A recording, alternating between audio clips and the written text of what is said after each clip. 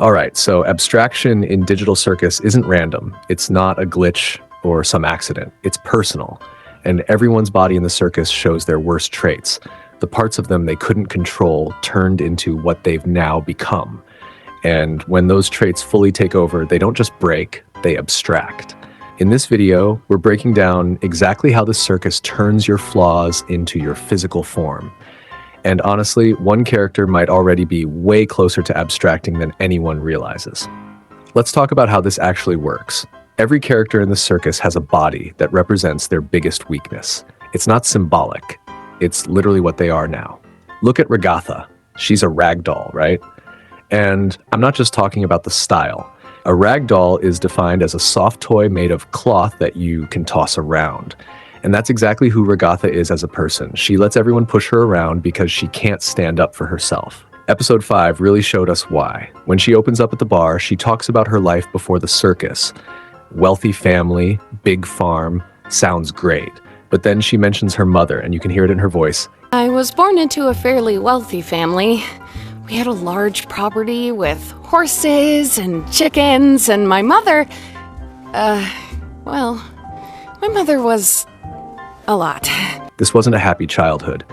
Her mom was controlling, constantly putting her down, guilt-tripping her about everything, and you see it constantly. Later in that same episode, she hits the ball straight to evil Pomni and immediately blames herself. Can't believe I hit it right to her. I'm supposed to be better than that. She's internalized all that abuse to the point where she genuinely believes she deserves to be treated badly. People use her, toss her aside, and she just takes it. Like a rag doll. The circus didn't randomly make her this way. It just amplified what was already destroying her inside. And this pattern shows up everywhere. Let's talk about Gangle, because her design is genius and really dark when you think about it. She's literally two theater masks, comedy and tragedy, held together by ribbons. You know those classic Greek theater symbols? They originally had hundreds of different masks for all kinds of emotions, but over time it got simplified down to just two extremes. Pure happiness or complete sadness. No in between. That's Gangle's entire existence. She doesn't get to feel normal emotions. It's either one extreme or the other. Episode 4 really drives this home. Zubul gives her a mask and she says it feels normal. But as the adventure goes on, the pressure builds and then we get the reveal. She's been wearing the comedy mask over her tragedy mask the whole time. She's literally been masking her real feelings. When she finally rips off the fake smile and throws it across the parking lot, you see her completely unfiltered. She starts dancing in this manic state and then gets hit by a car. It's darkly funny, but it's also showing us how dangerous these emotional extremes are for her. And the show isn't even subtle about it. Gangle straight up says, "It's called a manic episode, and you're getting 3 more seasons." This is bipolar disorder. The person behind Gangle almost certainly deals with this in the real world. Those swings between manic highs and depressive lows. It's not just part of her character. In the circus, it is her character. That's all she gets to be. So what does all of this mean for abstraction? Here's where it gets interesting. The actual definition of abstraction is key here. It means being detached from reality, like how an abstract idea is a concept rather than a physical thing, or how abstract art isn't about recognizable objects, but about feeling. When someone abstracts in the circus, they turn into these identical black creatures covered in eyes. They're animalistic, monstrous, and completely stripped of anything that made them unique. They lose everything human about them. They become abstract, literally detached from reality. Here's what I think is happening. Abstraction occurs when you completely give in to the oversimplified version of yourself. When you stop fighting it and just become that one trait the circus has turned you into. Think about it. Ragatha is just the pushover. Gangle is just the emotionally unstable one. When they lose everything else, all the complexity, all the contradictions, all the messy human stuff that makes them who they really are, that's when they snap. The few threads connecting them to their real identity break. And what's left isn't a person anymore. It's just an idea of a person, and that idea tears itself apart. Which brings us to Jax. And honestly, he might be making everything worse without even realizing it. Jax is actively pushing everyone toward abstraction by encouraging them to lean into their character tropes. He's feeding the exact thing that destroys people in this place. Look at episode 6. He doesn't just accept his role as the villain, he embraces it completely. What's your archetype then? The villain?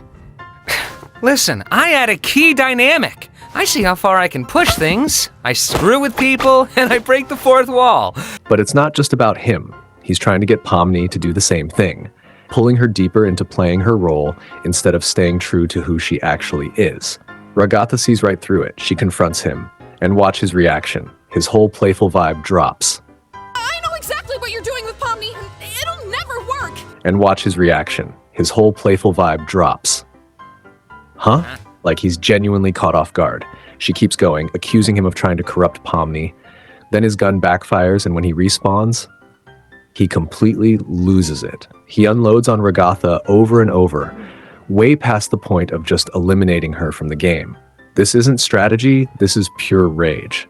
I don't think Jax is trying to make people abstract on purpose, but he is pushing everyone to become their tropes, to stop being real people and just play their parts. And whether he means to or not, that's dangerous. Even Pomni calls him out on it. Have you ever thought that this might be what causes people to abstract in the first place? And you know what? She's onto something. Maybe not for the exact reason she's thinking, but Jax's whole thing of encouraging everyone to lean into their circus personas, that's exactly the process that leads to abstraction. But here's the real question. Is Jax next? Right now, I think the only thing protecting him is guilt. He still feels something about the people who've abstracted before. Kaufmo, Ribbit, probably others we don't even know about. That guilt keeps him connected to his humanity. It proves he's still capable of real emotion beyond just playing the villain. But if he keeps going down this path, if he keeps leaning into the detachment and cruelty, that guilt's gonna fade. He'll lose the last thing anchoring him to reality. The memories, the regrets, all that messy emotional stuff that makes him human. And when that happens, Jax won't be a person playing a villain anymore. He'll just be the villain, an abstract concept, a monster. The circus will take him the same way it's taken everyone else who lost themselves. So here's the bottom line. In the amazing Digital Circus, your flaws don't just define you, they slowly eat you alive. Ragatha keeps getting pushed around because she never learned how to push back. Gangle swings between emotional extremes because she was never allowed to find balance. And Jax, he's playing with his own humanity, getting closer to the edge every time he pretends he doesn't feel anything. We've already seen what happens when someone crosses that line. The person disappears. What's left isn't human anymore, it's just the abstraction. The circus has claimed people before, and if things keep going the way they're going, it's only a matter of time before it claims them too. Because in this world, the moment you stop fighting who you really are, the circus takes the rest. All right, that's it for this video. If you enjoyed the breakdown, make sure to like, comment, and subscribe for more Digital Circus theories and hidden details. And hey, let me know what you think down below. Do you think Jax can still hold on, or is he already too far gone? Thanks for watching. I'll see you in the next one.